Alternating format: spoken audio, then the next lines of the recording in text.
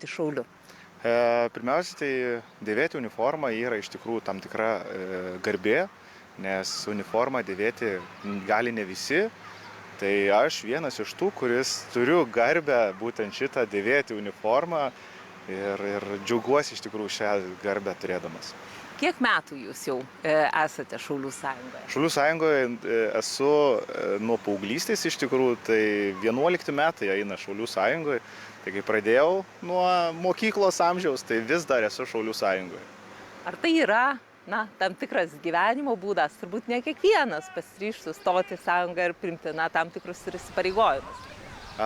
Šaulių sąjungoje yra šiek tiek įdomų žmonės susirenka, nes iš tikrųjų šaulių būnant reikalauja tam tikrą duoklę ir atiduoti Šaulių sąjungai. Reikia tikrai daug laiko aukoti, jeigu nori aktyviai dalyvauti Šaulių sąjungoje. Taip pat reikia ir šiek tiek finansų prisidėti, kad nusipirkti ir uniformas, ir ekipuotės, dalyvauti pratybos ir panašiai. Tai šiek tiek turi tos naštos įvairios, bet tai, ką gauni Šaulių sąjungos, tai yra iš tikrųjų niekis. Ką gaunat?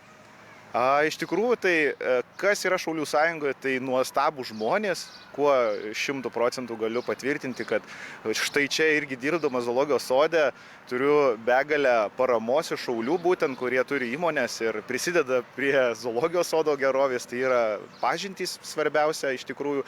Ir šiuo sudėtingu laikotarpiu pasauliniu tai yra sugebėjimai, kuriuos tu galėsi pritaikyti, jeigu ateitų ta diena X arba tiesiog gyvenimiškos patirtys, ta pačia medicina. Žinočiau tikrai, kaip suteikti tą pagalbą žmogui nukentėjusiam, tai tos patirtys ir iš tikrųjų veda mus į priekį. Vilmantai, ačiū Jums labai už pasakojimą. Tai toliau pokalbį tęsime jau Laisvės alėjoje su Šaulių sąjungos vadu. Šią gražią dieną pradėsime turbūt nuo geros naujienos, Vade, kad perkopė Šaulių sąjungos narių skaičius jau 15 000, artėjant link 16. Tiesa, kiek dabar tų narių turit? Tai dabar turime dabar kaip tik pasitarimas vyksta, tai 15 300. Ir vis dar neįskaičiavome tų, kurie, pavyzdžiui, vakar Vilniuje prisiekė ten dar 300, tai manome, kad iki metų pabaigos turbūt turėsime jau 16 000. Tai koks 1000 į metus tai yra realu. Nors, tiesą sakant, ypatingai nesireklamuojame, bet tokią skandinavišką tipo reklamą esame pasirinkę, tai jeigu patinka žmonėms organizacijų, jie pasako savo artimiesiems, pažįstamiems, kaimynams ir juos atsiveda. Ir taip gausėja organizacija. Vade, visai neseniai, beros prieš kelias savaitės, pasirodė pranešimai, kad gaunate naujos amunicijos už beveik 4 milijonus litų. Kaip šita Šaulių sąjungos dalis? Jūs pakankamai esate aprūpinti, turite to, ko reikia, ar dar yra tai, ko trūksta?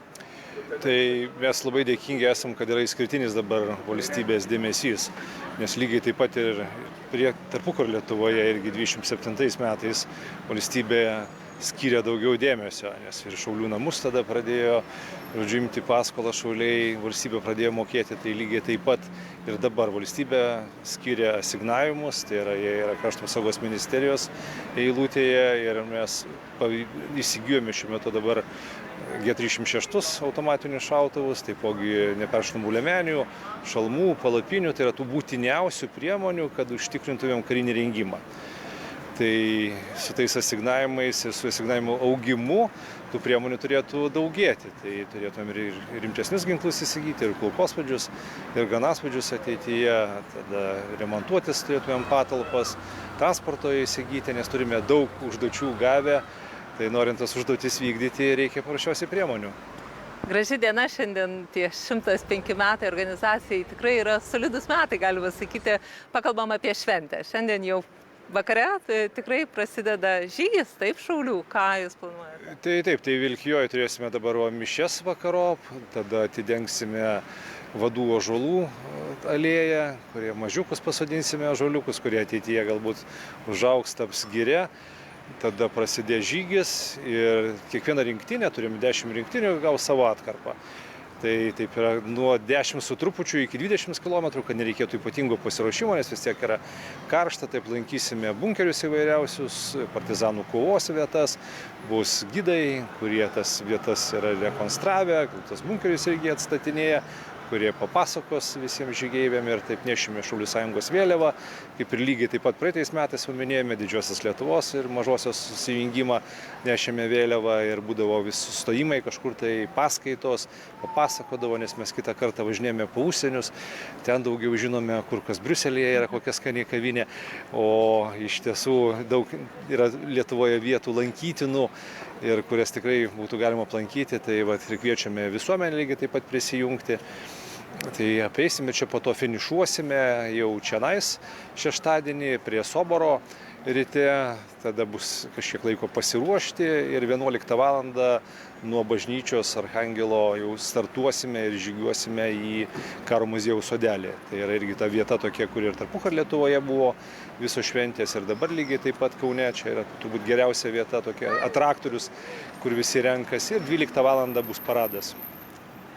Ir po to šventė dar iš tiesų ir koncertai ir tikrai šeštadienį bus. Tai geras oras, tai visus kviečiame prisijungti. Kas ateis pirmiau, tam bus skanesnė košė, kas ateis vėliau, gal ir neliks. Vadė, labai trumpai dar, kas vienyje šaulius, kas ta, kad žmonės eina? Aš sakyčiau, ideologija yra labai stipri ir patriotizmas, nes čia yra lietuviško patriotizmo organizacija. Tai visus kviečiame prie jos jungtis, ypatingai tas, kas nežino, ką daryti, jeigu kažkas nutiks. Ačiū Jums, gražios šventės ir gražios šventės čia šeštadienį, mes grįžtame į studiją Vilniuje. Su švente visus Lietuvos šaulius, o mes trumpai įsiskirsime ir taip pat tęsime. Tiesa, nusikelsime ne kažkur į kurį nors Lietuvos miestą, o greičiausiai kelsimės į Bolivijos.